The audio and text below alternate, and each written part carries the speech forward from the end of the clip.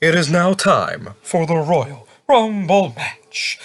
It is, guys. This is Fog Wrestling back again with another video, and we have got 5 Attitude Era returns that need to happen in 2023 Royal Rumble. I feel like it's been a good few years since, there was an actual return in a Rumble. Yes, we had Edge a couple of years ago, but I remember back in the day, man. I mean, back in the day, you didn't really need returns as much, but you need that. The Rumble, like last year's Rumble was so dire.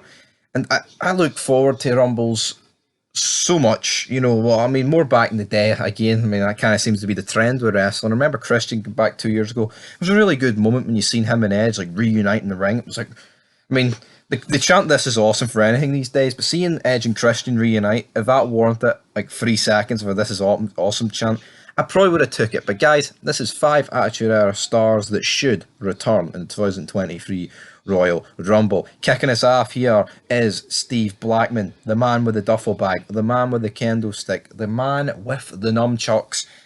Underrated guy of the Attitude Era. Like, so funny in a way where it's just not intended to be funny because you're laughing at him, not with him, because he's no idea of the concept of comedy. Head Cheese was brilliant. The story with him and JBL in the airport where he just fucking roundhouse kicks him, grabs his luggage and fucks off, and JBL's lying there absolutely drunk out his tits and completely done in will forever live on in my memory. It's a great story. Steve Blackman, it'd be good to see him. He's still in phenomenal shape. I think he's about 57, so he can still go. That's the sad thing, guys. We're in 2023. The Attitude Era, was 20 odd. I mean, 25 years ago was 98. 1998, not even the start of the Attitude Era, man. The Attitude Era kicked off in 97, so the Attitude Era is 26-year-old. It's absolutely insane how time passes you by, but Steve Blackman would be brilliant. It would be, he wouldn't get the biggest pop of all time, but I think it would be nice to see him back in a WWE ring. I believe the last time he appeared in WWE was 2007, like the 15th anniversary of Raw or something like that.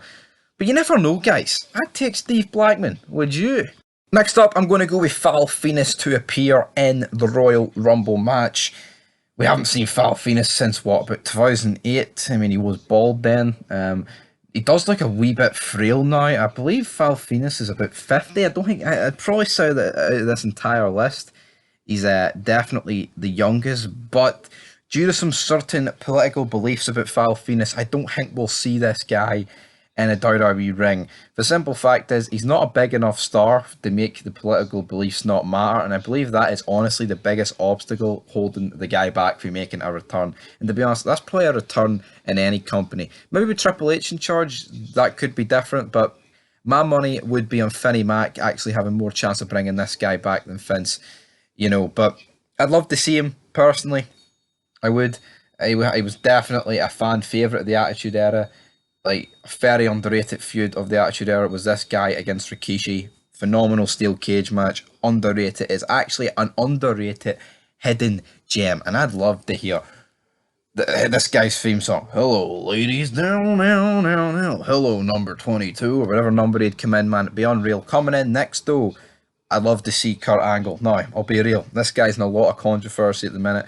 I say a lot of controversy. It's nothing major at the end of the day. There's nothing tangible proof about it, and even if there is proof about it, all it is that he had an affair on his wife. It's not great. It's not a good look for Kurt Angle, but if it comes out that this guy was sleeping around with the women's roster back in 2002, 3, 4, whatever, is that going to devalue Kurt Angle? In my opinion, no. It's only going to add to it. Guy's sleeping with Dawn Marie, Kelly, all the Emmons at the same fucking time. Fair play to Kurt Angle, man. You can play your kazooz. You can play your violins, guitars, stick the banjo hat on, drink milk. But if you're doing all that on the side, Kurt, what a man. But he says he wanted big money for a last match. Maybe this is a potential last match, setting up to a final mega WrestleMania match that we all could definitely get behind. And I would get behind it because I don't think his last match being against Baron Corbin was good enough in my opinion. Absolutely not. Corbin sucks. Kurt Angle's last match should have been against Cena or something, It would have been fitting because Cena's first match was against him and Angle's last match could have been against Cena, but we went with Baron Corbin, and look at Baron Corbin now, an absolute fucking bum. Come on, guys, fix Kurt Angle's return. and Big Stevie will be loving it. Next up, with the best friend of Triple H, he currently runs NXT. He's currently bald, he's got a wonky eye and a dodgy knee. It's Shawn Michaels. What an intro, what a man. He's currently 74 rated in the new WWE game, and it's horrendous, I'll be honest. It is absolutely horrendous. He entered our giveaway Royal Rumble, and it was bad. It wasn't good. I mean, but you know what? His last match shouldn't be the crown jewel match. We're in San Antonio, Texas. Why not? Is it San Antonio? All I know is we're in the Alamodome. We're in Texas for this Royal Rumble, so why not bring him back?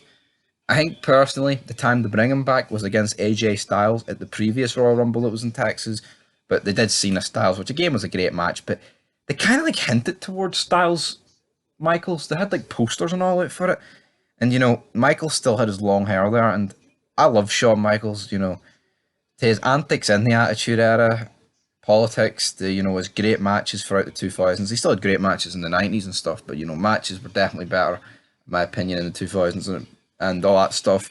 But there's just something off with seeing him bald. There's something, like, he was just known for being the toy boy, the boy toy, the sexy boy. Like, some people suit bald. The Rock, Austin, Triple H, even Taker suited the mohawk. But Shawn Michaels bald, I don't like it. And to be honest, if he's going to come back, give him a wig, give him an implant, give him something, or at the very least shave the head, because when he had like the balding, it was even worse. But talking about bald, with Stone Cold Steve Austin, came out of retirement at WrestleMania 38 to take on Kevin Owens.